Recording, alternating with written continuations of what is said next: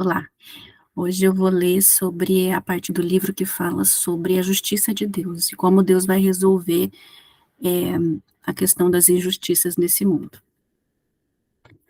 Então o autor diz assim, no capítulo 6 de Apocalipse, ele vai usar esse livro para falar sobre isso. No capítulo 6, João tem uma visão das almas que haviam sido mortos por causa da palavra de Deus e do testemunho que deram. Essas pessoas foram mortas injustamente por causa da fé. Elas clamam por justiça, assim como os vivos, né? Perguntando a Deus: até quando aguardarás para julgar os que habitam sobre a terra e vingar o nosso sangue? É um clamor agonizante que ecoa através dos séculos nos livros da Bíblia, na nossa história. Ó Senhor, até quando contemplarás isso? Livra-me da violência deles. Isso está em Salmo. Onde está o Deus da justiça? Em Malaquias.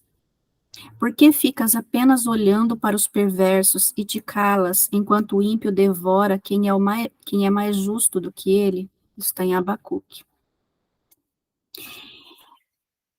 Mas Luiz Berkoff escreve, a Bíblia nos ensina a aguardar o julgamento final, como a resposta definitiva de Deus a todas as questões como essas, como a solução de todos os problemas como esses, e como a eliminação de todas as aparentes discrepâncias do presente. Em Mateus, em João, em Romanos e Apocalipse, eles falam sobre o grande trono branco e de todas as pessoas que já existiram, grandes e pequenas, diante do trono onde os livros estão abertos, e como cada uma será julgada com justiça. Esses versículos não se referem a um processo, mas a um acontecimento bem específico no específico. No entanto, a Bíblia não afirma meramente que o mal será castigado, por mais importante que isso seja. No mundo em que nós vivemos, às vezes os malfeitores são pegos e julgados. Mas, embora possamos punir esse mal, quase sempre não, né? Mas, no caso deles serem pegos e julgados, embora nós possamos punir o mal, nós não podemos desfazer o mal que eles fizeram. Encarcerar ou executar os assassinos, por exemplo, não dará de volta as pessoas que eles mataram, nem reconstituirá as vidas que eles destruíram. Mas Apocalipse promete muito mais do que um dia de julgamento. O Apocalipse promete que o dia do julgamento será acompanhado da vinda de Jesus Cristo, da ressurreição dos mortos e da renovação do céu e da terra. Em Apocalipse 5, João tem uma visão de Deus sentado num trono com um livro selado nas mãos. Muitos estudiosos concordam que esse livro é o sentido e propósito da história, o grande plano de Deus para todos os tempos. O livro está selado com 7 selos, e João começa a chorar, porque acredita que ninguém está habilitado a abrir o livro, ou seja, interpretar e cumprir o plano de Deus. Então lhe dizem, para não chorar, pois um cordeiro que parecia estar morto fica em pé e abre o livro, selo a selo. Por que Jesus, então, é apto, né, esse cordeiro é apto a se sentar no trono e abrir o livro? Por causa do seu sofrimento redentor. O cântico diz assim, tu és digno de tomar o livro e de abrir seus selos, porque foste morto, e com o teu sangue compraste para Deus homens de toda a tribo, língua, povo e nação, e os constituíste reino e sacerdotes para o nosso Deus, e assim reinarão sobre a terra. Aí nos capítulos seguintes, os selos são abertos e os julgamentos severos são levados a cabo por ações de imenso poder. É fatídico, é inexorável. Estamos caminhando para o dia do julgamento e para a restauração de todas as coisas. Hoje vemos o que à primeira vista parece uma simples ironia, né? O autor fala como uma ironia, né? Ele usa esse termo, apesar de não ter gostado muito desse comentário como uma ironia divina, mas ele diz isso. Parece uma simples ironia. O Novo Testamento revela que praticamente todas as espécies de mal foram cometidas contra Jesus no fim da vida, como eu falei no último vídeo, né? Como ele sofreu. Então ele repete aqui, né, que Jesus foi abandonado, foi traído, foi negado pelos amigos, pela família. Uma multidão entregou à morte.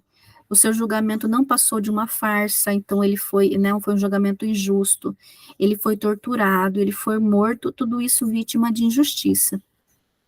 Pecados e maldades de todos os tipos foram demonstrados.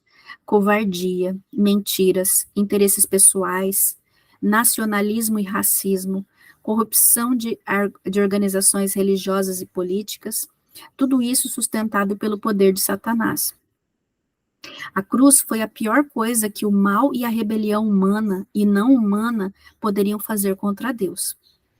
Mas veja como o tiro saiu pela culatra. Quem abre os selos do livro e julga a força das trevas, justamente o cordeiro ferido. Esse não é nem de perto o retrato que associamos com força e poder, e esse é o cerne da questão.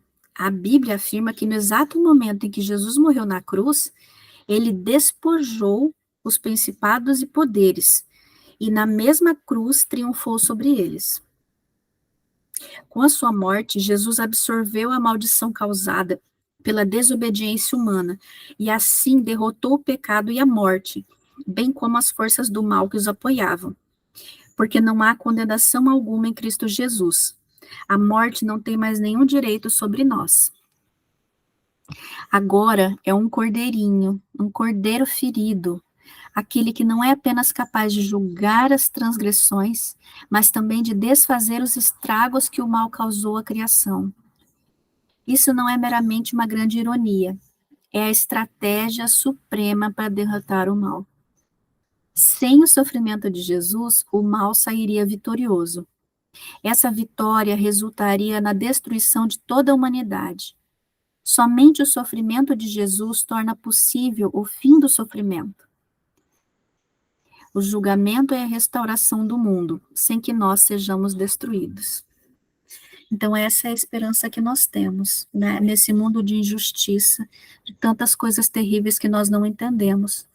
Que Deus, além de julgar as pessoas, mas os ímpios, além de dar a eles o que é merecido, né, depois do julgamento, ele ainda vai restaurar todo o mal que foi feito nesse mundo, para as pessoas e contra as pessoas. Tenhamos fé nisso, e nos agarremos a isso, nos momentos de injustiça, nos momentos de abandono, nos momentos de sofrimento extremo. Que Deus abençoe a todos nós, que o Espírito Santo nos ajude a estarmos cada vez mais santificados em sua palavra.